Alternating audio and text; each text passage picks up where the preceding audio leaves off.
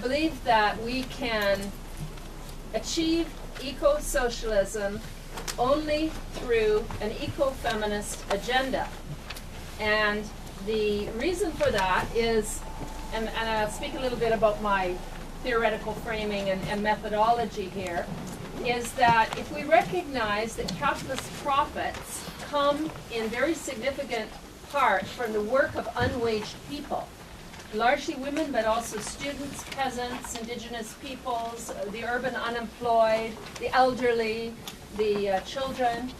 Unwaged people produce a huge amount of capitalist profits. In fact, those profits, because of the indivisibility of the unpaid and the paid work, the indivisibility of the social factory, where we're always working for capital, whether we're on the job or getting ready to go on the job, because of that indivisibility of the unwaged and the waged worker, I'm suggesting that it's only with an eco-feminist and indeed an indigenous eco-feminist perspective that we can really pull the rug out from under the capitalists.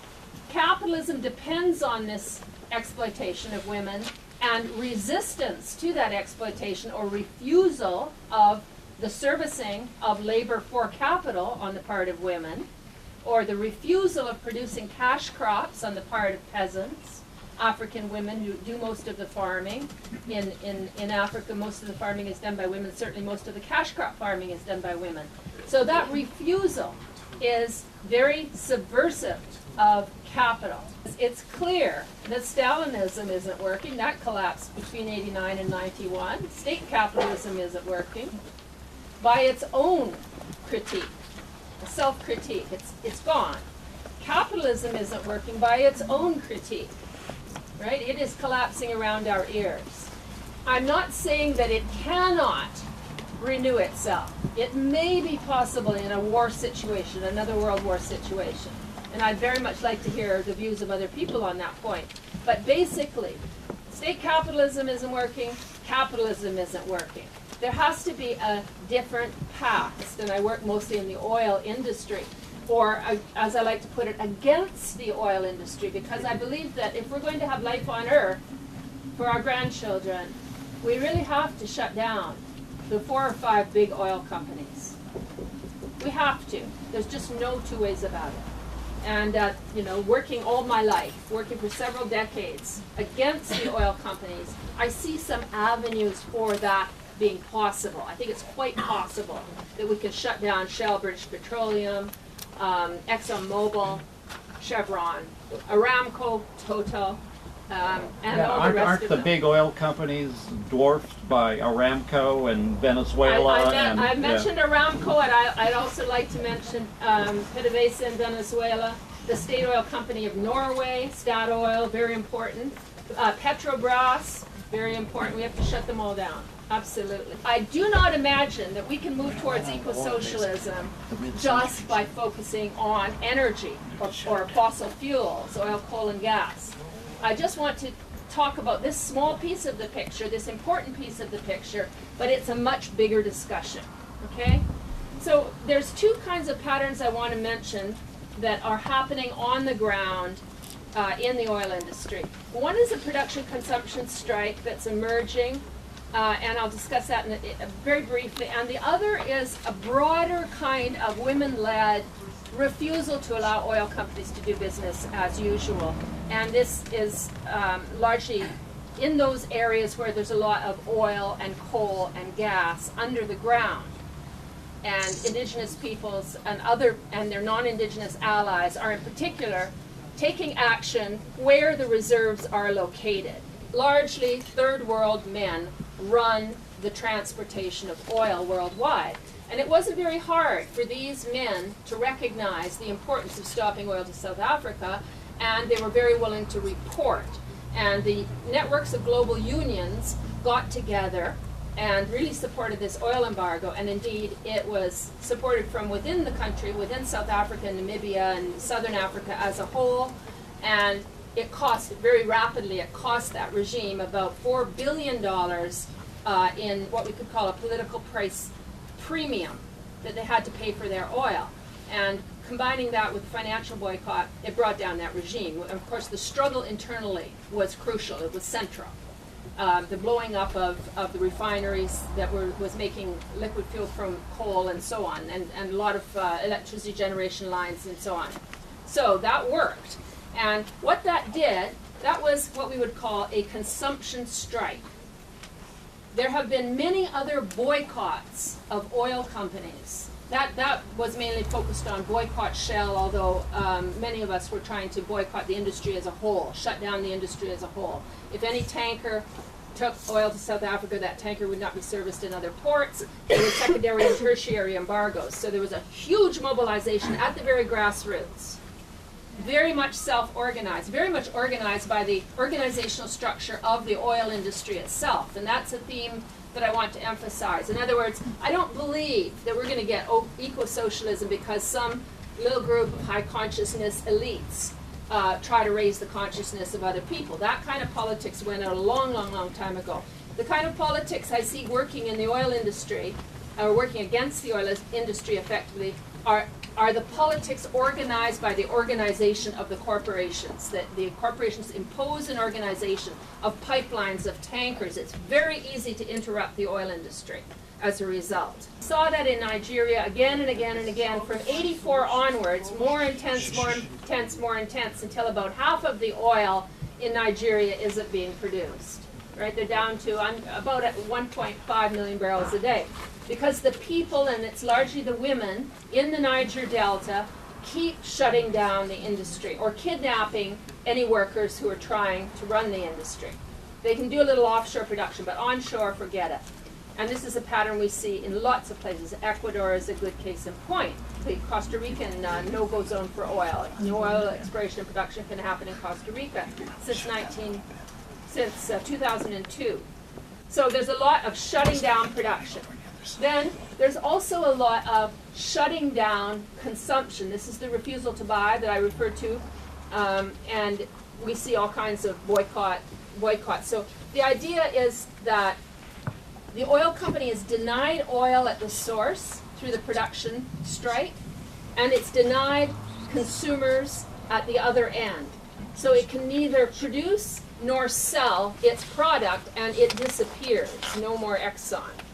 No more Shell, no more BP, no more Total, no more Petrobras, no more Aramco, okay? And it's because you and I participate in that. It's a joint activity between people who are sitting on the oil, gas, or coal, and the people who are using that oil, gas, and coal.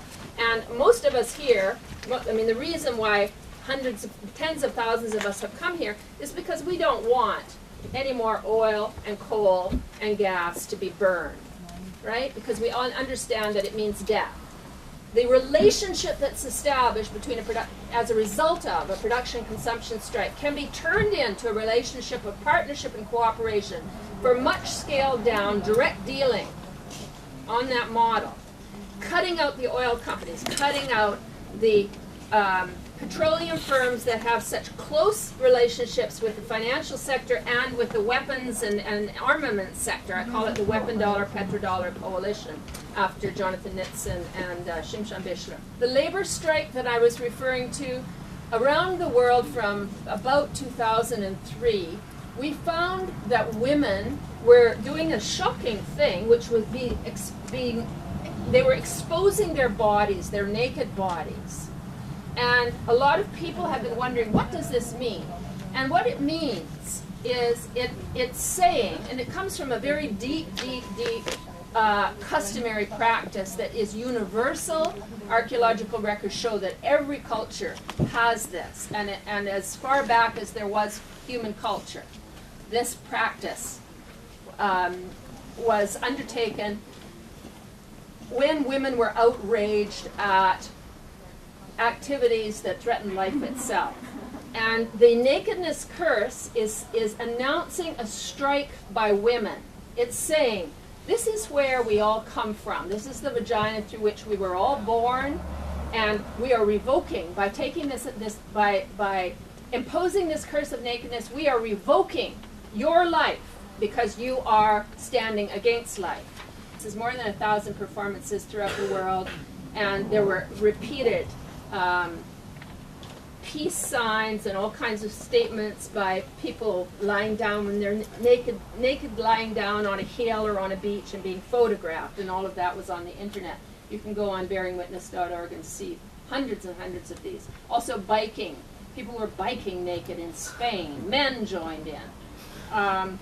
So there was a huge outpouring of this nakedness, and it's just mounting. Every day I see more instances of it. And what it does announce is a general strike by women worldwide in the work that women do, that I said earlier is essential to capitalism, that is producing and servicing labor power.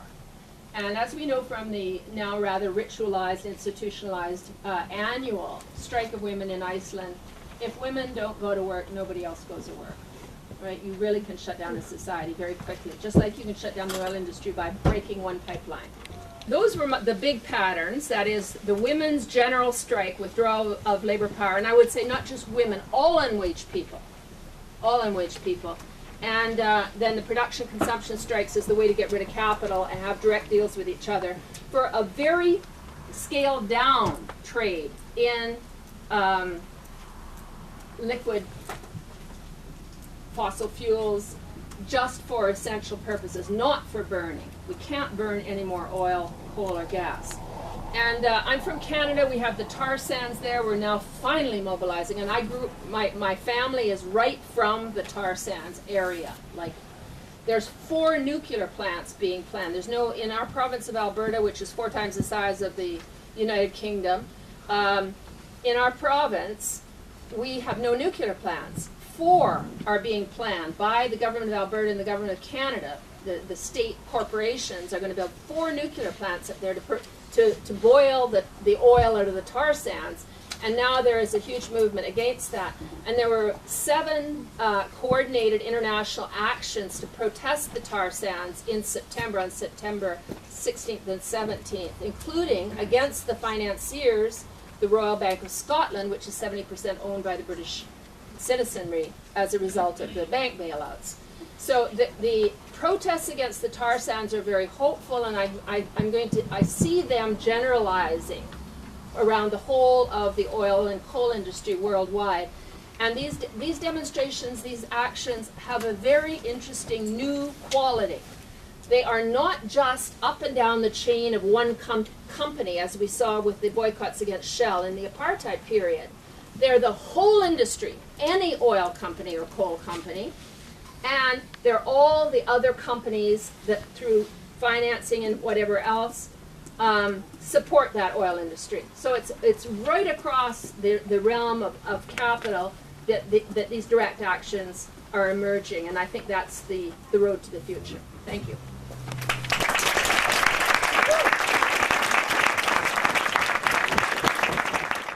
And we'll continue now with our friends here, Klaus Engert from Attack Germany. Klaus, please. I would like to talk about why I joined the Eco-Socialist network we founded some years ago. I think the deep combined economic and ecological crisis we live in these years had at least one positive effect. It's possible to talk about radical alternatives to the existing society beyond the ruling capitalist system. It's amazing how open people nowadays are to discussions about radical consequences of the crisis. Even in my region, I'm living in Bavaria, which is one of the political most backward regions in Germany. In the last months, since about 1 year since the economic crisis started and combined with the climate change, the people are asking you, they're even inviting me as a Marxist to discuss with a banker openly about the crisis. This is something which never happened before.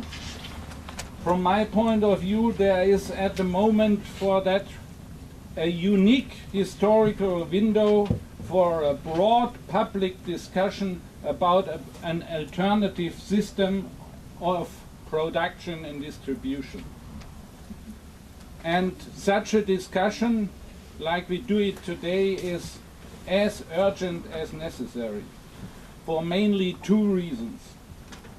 The first reason is that the environmental disaster, not only the climate change, the environmental disaster as a whole we are facing, particularly the climate change, makes the development of concrete alternatives an immediate urgency. The destructive potential of the ruling system is destroying the base for a future society of the free and the equal with a breathtaking speed. And instead of revolutionary patience, we need revolutionary impatience. The second point is that the word socialism has been abused so often in the last century that especially in parts of the environmental movement it is discredited as a word. I remind you what the comrade Hugo Blanco from the indigenous movement of Peru said in our last meeting of the Eco-Socialist Network in Belém during the World Social Forum. He said that the contents of our manifesto, Eco-Socialist Manifesto of Belém, is agreed by the indigenous people out of his movement, but the word socialism has got a very bad taste for them. Due to what happened in the past in the name of socialism, for instance in Peru with Sendero Luminoso and as well in the countries of the Eastern Bloc. So what we urgently need today is to concretize our vision of a future society much more than we did it before. We have to concretize it along a couple of central issues. The first one is sustainability in all meanings, the whole meaning of the word. The second one is regionalization of production and distribution. It means produce locally and regionally and consume regionally and locally. It means avoid traffic. The third one is deceleration. You can see the history of the industrialization of the last 200, 150 and 200 years also as a history of acceleration in all kinds of life, in all parts of life. And the fourth one is democratization. And we can find in every of these issues anticipation in different parts of the world, in movements, in communities, etc. Here as well we find the proof for the sentence of Karl Marx, who said that every society to a certain extent anticipates the coming one, and we can see it in parts of the environmental movement today.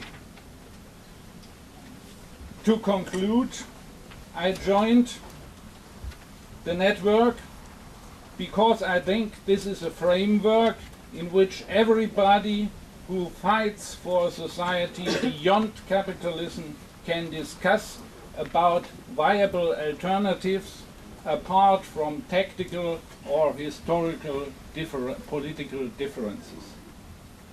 A former German chancellor of the Social Democratic Party once said, "Who has got visions should visit a doctor." I am a doctor, and I answer, who has got no visions should not do politics because he is already dead. Lenin said, socialism is electricity plus Soviets. We have to correct him. Eco-socialism is sustainable energy and production plus democratic planning. Thank you.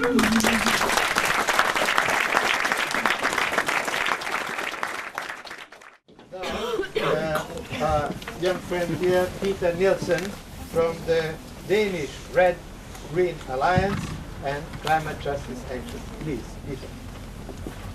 It is in many ways funny for young persons like myself, I'm 25, to have these discussions about whether or not there's an ecological dimension to socialism.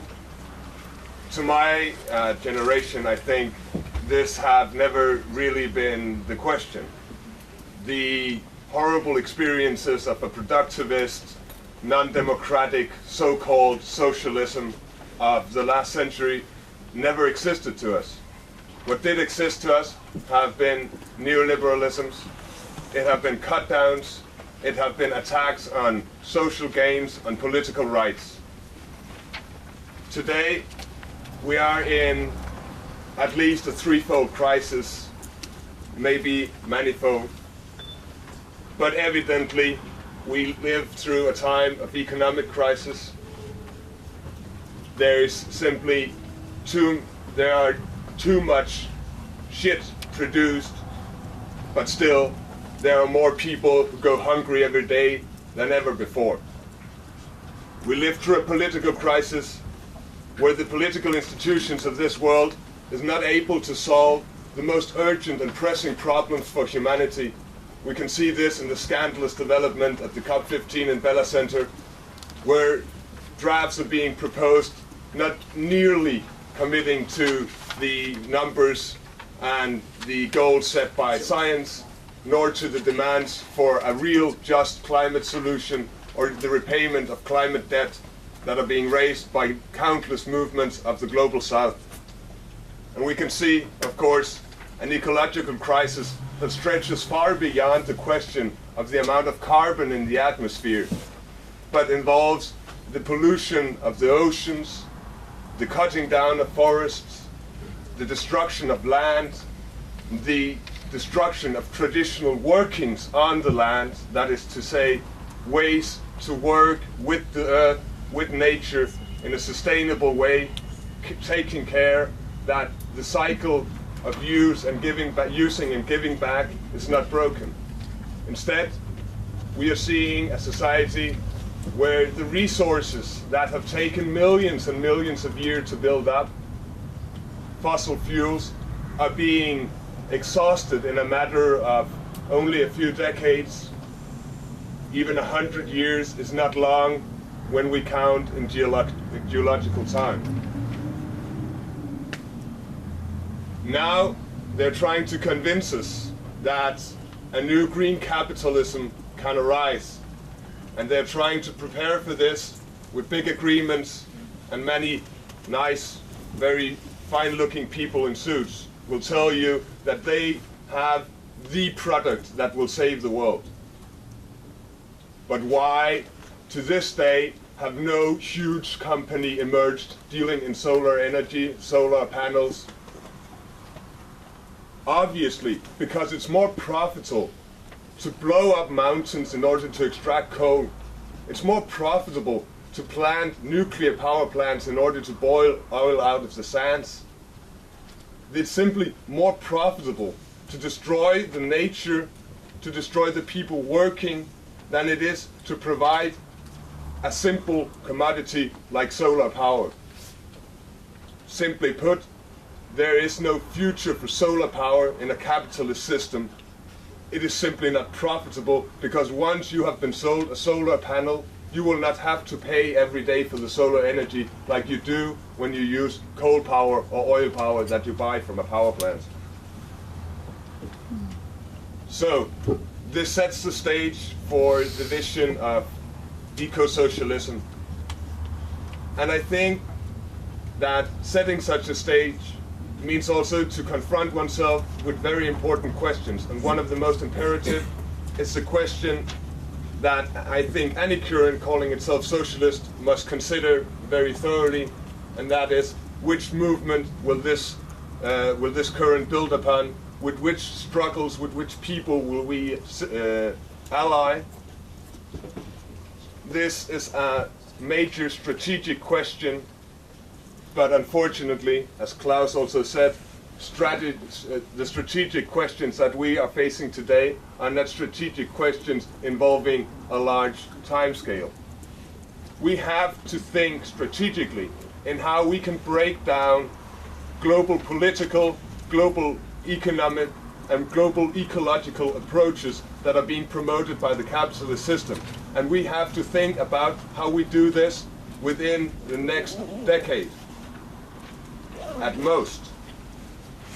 So this is a huge task.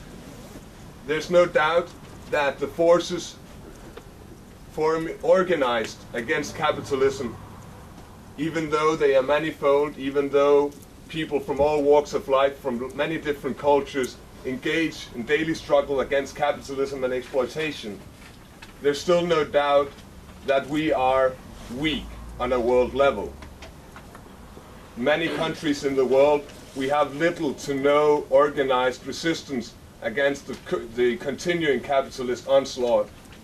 Only a few people, convinced, brave, fight against what is happening in many parts of the world. Severe oppression is a daily reality for many of the people fighting for social changes, for a just and considerate approach to the earth, to other people. I think that when we ask this question, we have to ask, which movements do we envisage that are willing to place on the order of the day the break with bourgeois politics and the actualization of at least the perspective of a radically different agenda than the ones that are being promoted last week at the WTO in Geneva, this week, the next week at the COP15 in Copenhagen. I'm active in the network Climate Justice Action. We are organizing next Wednesday on the 16th a protest directed towards the summit itself. On the outside, we will come people from all over the world, being led by delegations of people from the global south who will go in the front, and we will float around over and above the police lines in order to meet with people coming from the inside of the COP15, wanting to discuss with us and place on the order today that it is not big governments caught up in their infernal logic of continuing to secure profits for their own companies, that it is not business lobbyists who try for all in the world to just get one day more of coal exploitation and destruction of nature. These are not the people that can assure us neither the continuation of the human species nor any kind of justice for this species.